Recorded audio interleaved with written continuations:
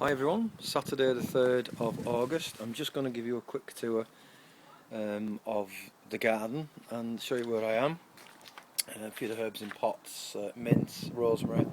I've done quite well. The mint hasn't done as well as what it did last year, but it's done okay. I'm coming to the end on the parsleys, especially that one at the back's gone a bit yellow. I probably need to feed them. I've got some more dill that's going to be ready to go out. They're going to go against the poles. The other dill that was there has been used. This parsley started to bolt. The parsley that was here has all gone and been used. I've planted some more. You can probably just see it coming up. See if I get away with that. I should do, because parsley can be quite harder. Lovage is looking okay. We haven't really used that. It's got quite a curry type taste to it. It's not really for me, but we'll keep trying.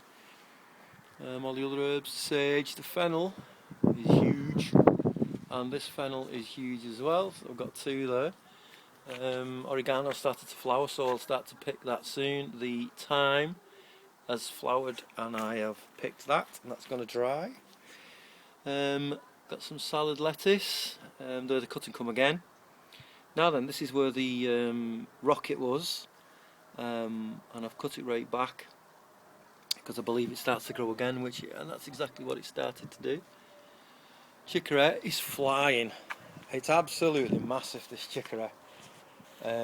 Again, this is what we'll pull them out, cut them right back, and then we store them in sand over winter, and then we grow them in the dark. So I'm looking forward to that because I like that chicory type bitterness.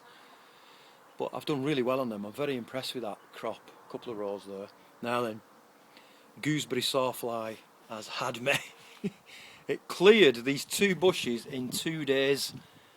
I couldn't believe how quick it had cleared them. But what I did, I came out, took most of the gooseberries off apart from them. To be honest with you, it made it really easy to pick.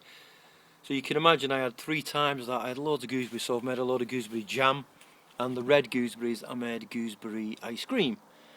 And I'm going to stew them tomorrow, and I'm going to have them with some lovely Greek yoghurt. The blackberries, the Reuben blackberries, are doing okay. These are the primer cane, so this is this year's growth, and we're getting fruit on it already.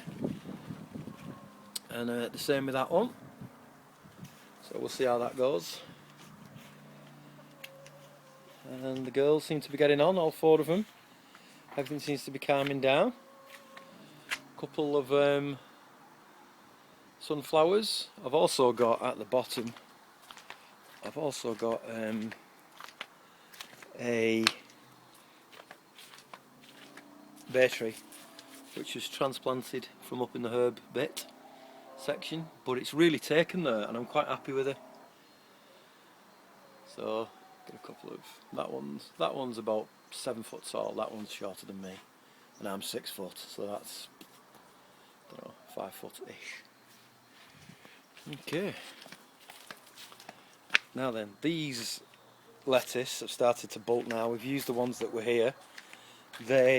I've replanted some more. Again, you can just see the seedlings coming up. So I've done 3 rows, so let's see if we get anything off them. I'm still using these, a little bit bitter, but they're okay. And to be honest, the chickens are loving them. So that's good. Strawberries are finished, of course. Done with the straws. This bloody thing, I've been hacking away at it. You can see so I've got a little bit left. And then this section here is going to get tidied up proper and nice. Going to get, maybe put some more steps down there, run them steps along. We'll see. A couple more lilies, late flowering lilies. But this is what I wanted to show you. My greenhouse. My tomatoes. Look at these.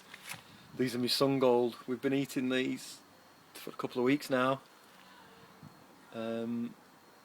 Doing absolutely brilliantly well. I've got, they're the Herbinger, and again they're doing really well. This glass needs cleaning, but that's from this. That's with spraying all the Epsom salts in it as well. Okay, let's show you inside. I'm really impressed with this year. Totally impressed. These are the big ones. You see how big they are compared to my hand. Beefsteak. Doing well. 2 lots of beefsteak. Now you can see, doing good. Gardener's delight. Got stacks and stacks and stacks. Oh, let me get in. Stacks of trusses on those. Tomatoes everywhere. Again, Harbinger, not sure. Tons and tons and tons of tomatoes. All ready to start ripening up. Another gardener's delight. It's doing well. It's quite high. Got them all the way up to the top.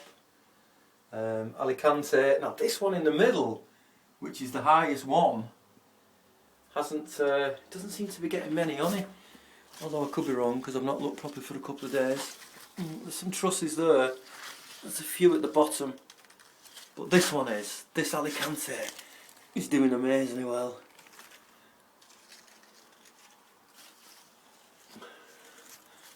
Absolutely tons.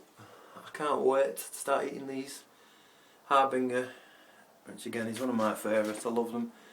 And we've just started a bit of ripening. But these bad boys are just the start of the show. They're just sun gold. If no one's ever had sun gold, you've got to grow them because they're unbelievably amazing.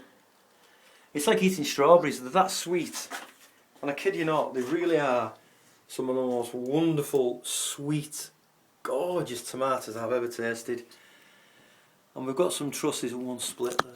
That's maybe overwatering, just not picking them. We've got some trusses. I mean, you can see on that truss there. That's where we've been picking them and eating them. But we've got some trusses here now. If you was to count that truss there, 2, 4, 6, 8, 10, 12, 14, 16, 18, 20, 22, 24, 26, 28 tomatoes on one truss. You can see the size of the trusses, and that one there is like a double truss. You see that one? That's coming off one and it's doubled up, and there's another one the same. So I've done brilliantly well. Again, these are just in pots, if no one's seen this before. In pot, now they're normal pots, the bottom of them pots are not cut out. And I have just put them in with perlite, compost, cut the grow bags open, put the pots into the grow bags, and you can actually, what I do, put my finger down in there and you can feel the actual roots underneath. So I know they're doing well. And they're down there, and I feed them once a week with just a high potash tomato feed. And that's it, and I spray them with